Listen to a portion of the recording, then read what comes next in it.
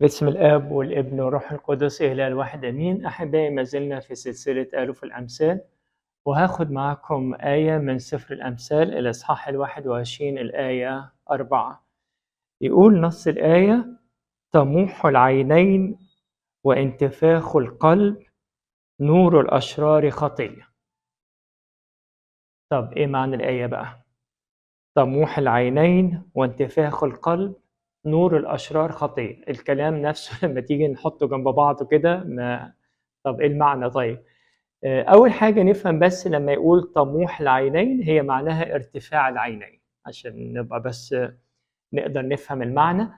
هو معناها إن أنا بنتفخ، ارتفاع العينين يعني الواحد كده بيبص لفوق، وانتفاخ القلب يعني بقى عينه بصة لفوق وقلبه منفوخ كده، إنسان في حالة كبرية يعني.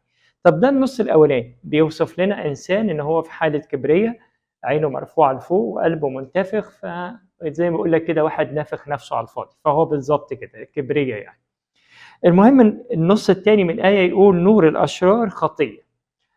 كلمة نور هنا هي نفس الكلمة بتدي معنى حرث.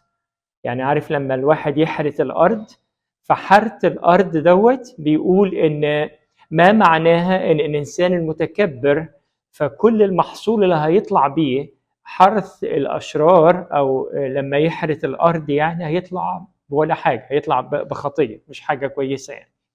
فالآية بتقول لنا إن الإنسان المتكبر، الإنسان المنتفخ، نهايته مش هيبقى يعمل حاجة تكون جيدة أو حاجة ذو قيمة يعني. فالآية مرة تانية: طموح العينين وانتفاخ القلب، نور الأشرار خطية. معاكم لسه في سلسلة آلف في الأمثال، وهناخد آيات تانية إن شاء الله. أشكركم.